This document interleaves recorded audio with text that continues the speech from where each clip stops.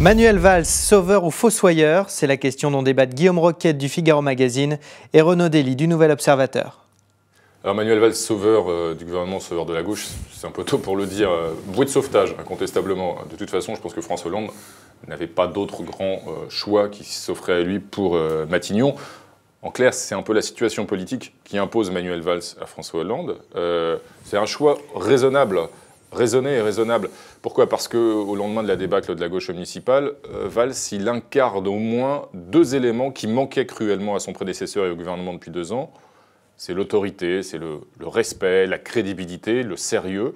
Et ça, très clairement, ça manquait. On a vu une succession de couacs, d'amateurisme depuis 22 mois que la gauche a largement payé aussi dans les urnes. Donc ça, il y a un verrouillage de ce point de vue-là en termes de fonctionnement de la machine gouvernementale et d'incarnation de l'autorité.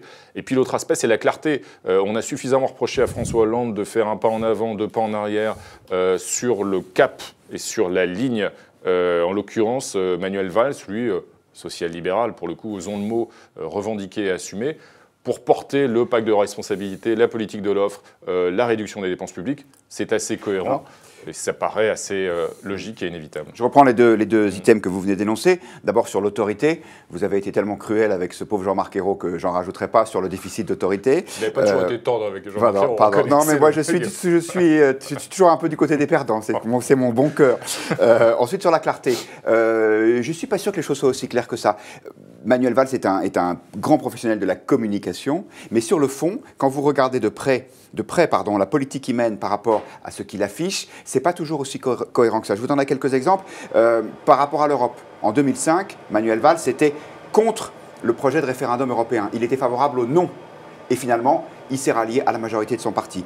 Un autre exemple sur les sujets de société, sur les Roms. Il a fait des déclarations très fortes en disant « les Roms ont des difficultés à s'intégrer en France ou n'ont pas vocation pour une majorité d'entre eux à le faire ». Et puis à côté de ça, il signe une directive en disant « si on ferme des campements de Roms illégaux, il faudra les reloger », ce qui, avouez-le, n'est pas la façon la plus simple ou la plus efficace pour les inciter à rentrer dans leur pays. Je prendrai un dernier exemple, les 35 heures. Vous vous souvenez, pendant la campagne des primaires socialistes, il avait dit « il faut en finir avec les 35 heures ». Et c'était une évidence à l'époque qui lui avait valu l'admiration générale, en tout cas celle des gens qui sont un peu raisonnables. Ensuite, ça a complètement disparu. Donc, qui est le vrai Manuel Valls? Celui des déclarations fortes qui lui permettent d'exister dans l'opinion ou celui qui prend des décisions dans le moins qu'on puisse dire et qu'elles ne sont pas toujours très claires? C'est pas contradictoire ce que vous m'expliquez. C'est que je pense qu'effectivement, sur un certain nombre de sujets... C'est peut-être hollandais plutôt que contradictoire. Non, que ce soit des sujets de société ou des sujets économiques comme les 35 heures, Manuel Valls, il a pu arriver qu'il soit non pas le fossoyeur des idées de gauche, comme certains le lui reprochent, mais un peu l'avant-garde d'un certain nombre d'évolutions de la gauche, et reconnaissons que sur la gestion de l'économie et les questions sociales, la gauche a évolué. Mais pour autant, c'est vrai qu'il a toujours été discipliné, c'est-à-dire qu'il a avancé pendant la campagne des primaires l'idée de revenir d'une façon ou d'une autre sur les 35 heures, de les assouplir, etc. Dès lors qu'il n'était pas ni président de la République, ni Premier ministre, ni ministre de l'économie et des finances, ça n'était pas son domaine d'action.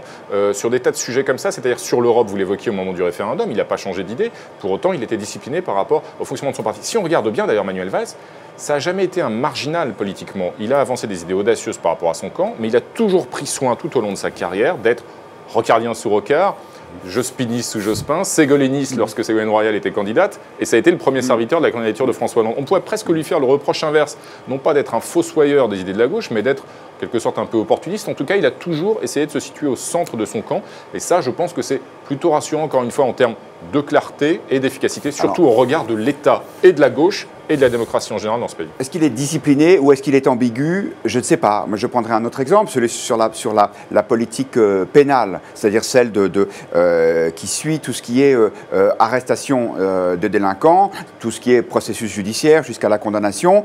On se souvient de tout le mal qu'il pensait de la réforme pénale de Christiane Taubira. Il l'avait écrit, mais pas officiellement. Il avait fait cette lettre à l'été dernier qu'il n'avait pas assumée. Ensuite, il était tombé dans les bras de la garde des Sceaux en disant qu'il s'aimait beaucoup. Encore une fois, je pense qu'il y a beaucoup d'ambiguïtés qui peuvent être levées. Maintenant, sur le fond, quelle est la politique qu'il va mener? Vous avez raison, il est discipliné, c'est une qualité pour un Premier ministre. En tout cas, François Hollande, j'imagine, se réjouit qu'il suive la politique qui est dictée par l'Élysée. Mais il y a tellement aujourd'hui de possibles, il y a tellement aujourd'hui de signaux contradictoires qui sont envoyés sur ce que sera la politique du gouvernement qu'on a du mal à se faire une idée. Regardez regardez ce qui se passe, par exemple, sur la lutte contre les déficits. Bon, François Hollande a dit on va mettre en place le pacte de responsabilité avec le plan d'économie. Très bien, mais dans la déclaration de lundi dernier à la télévision, il a dit on va aller à Bruxelles pour leur demander des délais supplémentaires pour respecter les déficits sur lesquels on s'était engagé. Alors, tout ça... Moi, ce que je crains, c'est que ça va encore être de la politique politicienne, un coup à gauche, un coup à droite, les zigzags, et que, un, politiquement, ça leur coûtera cher, mais ça me dérange pas trop, et que, deux, surtout, je pense que ce ne sera pas une politique suffisamment forte, en tout cas telle qu'elle s'annonce aujourd'hui, pour vraiment sortir le pays de la crise. D'abord, je vous connais, je ne doute pas que vous ne fassiez pas de procès a priori. Non, on verra bien. On verra bien.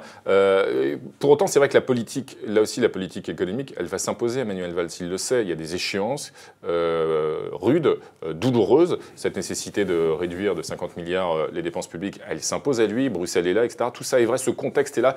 Quel qu'ait été le Premier ministre nommé à Matignon, cette réalité-là s'impose. Donc dès lors, je pense que le casting est plutôt bien pensé par rapport à ces échéances-là. Pour le reste, j'ai une mauvaise nouvelle pour vous, Guillaume. Pour autant, sur un certain nombre de sujets, y compris cela d'ailleurs, Manuel Valls reste un homme de gauche. Donc très clairement, qu'il n'y ait pas d'ambiguïté, je pense que c'est à la fois une gauche républicaine, autoritaire, qui incarne justement une certaine conception de l'ordre, mais que la gauche, c'est pas forcément le désordre. Et pour autant, Manuel Valls, c'est quelqu'un qui est aussi soucieux du progrès social. C'est vrai que l'idée de faire un effort pour les bas salaires, les petites gens qui ont aussi été frappés par le tour de vis fiscal qui était indispensable au vu des déficits à creuser, c'est quelque chose qui me semble tout à fait légitime pour un homme de gauche. Là, on arrive au cœur du sujet. C'est que, est-ce que la gauche, même autoritaire, et je préfère une gauche autoritaire qu'une gauche laxiste, peut mettre en place une politique pour nous sortir de la crise. Vous dites qu'il faut redistribuer de l'argent pour les bas salaires. Or, on sait que l'un des problèmes, c'est la compétitivité des entreprises. Est-ce qu'on peut avoir des entreprises... sur les impôts. Oui, il faut jouer sur les impôts et donc faire payer encore les riches. Je pense qu'on arrive là au cœur de l'équation, c'est-à-dire la gauche a-t-elle aujourd'hui des réponses face à la crise économique? Moi, pour l'instant, j'en doute, mais on va voir. Faire payer les riches, c'est pas toujours une mauvaise idée. Non, mais on est allé un peu loin peut-être là-dedans.